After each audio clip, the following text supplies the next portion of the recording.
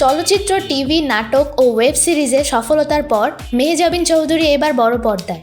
দীর্ঘদিন প্রশ্নের মুখে সিনেমা কখন জবাব দিতে গিয়ে তিনি অপেক্ষার মুহূর্তগুলোকে স্বাগত জানিয়েছেন। তবে তিনি চাইতেন এমন গল্প যা শুধু অভিনয় নয়, জীবনের এক নতুন অধ্যায়ও হবে। সেই গল্পই হলো সাবা। ছবির কাহিনী এক তরুণীর জীবন সংগ্রামের গল্প। বাবা হারানোর শোক সামলে অসুস্থ মাকে নিয়ে প্রতিদিনের লড়াই চালাচ্ছে সে। গল্প ও চিত্রনাট্য রচনা করেছেন মাকসুদ হোসেন ও ত্রিলোরা খান। চরিত্রে প্রাণ দিয়েছেন মেহজাবিন নিজেই। তিনি স্বীকার করেন, চরিত্রটা পড়েই বুঝেছিলাম এড়িয়ে যাওয়া সম্ভব নয়, আমাকে এটি করতেই হবে। অসংখ্য রিহার্সাল ও প্রস্তুতির পর ক্যামেরার সামনে দাঁড়ানোর আগেই যেন তিনি নতুন এক মানুষ হয়ে উঠেছিলেন। মা মেয়ের খুনসুটি থেকে শুরু করে বেদনা ও হাহাকার ফুটে উঠেছে। মেহজাবিনের চোখের অভিব্যক্তি ও ভঙ্গিমা দর্শককে মুহূর্তেই সংবেদনশীল করেছে। সোশ্যাল মিডিয়ায় দেখা গেছে, অনেকেই লিখেছেন 22 বছর আগে মাকে হারানোর স্মৃতি ফিরে এলো।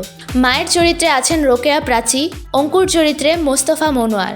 পরিচালক মাকসুদ হোসেনের প্রথম পূর্ণদৈর্ঘ্য চলচ্চিত্র সাবা আন্তর্জাতিক যাত্রা শুরু করেছে 2024 সালে। Toronto, Busan, Red Sea, Gothenburg, ডালা সহ নানা উৎসবে প্রদর্শিত হয়েছে এবং বেঙ্গালুরু আন্তর্জাতিক চলচ্চিত্র উৎসবে 3য় পুরস্কার জিতেছে।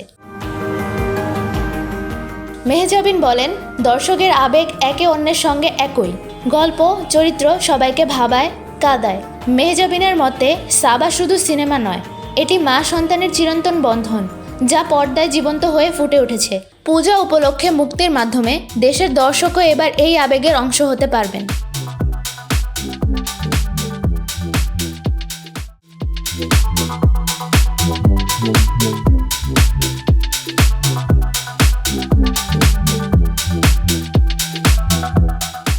চলচ্চিত্র, টিভি, নাটক ও ওয়েব সিরিজে সফলতার পর মেহজাবিন চৌধুরী এবার বড় পর্দায়।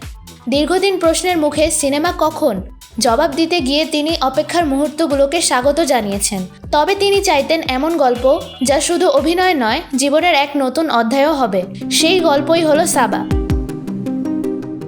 ছবির কাহিনী এক তরুণীর জীবন সংগ্রামের গল্প।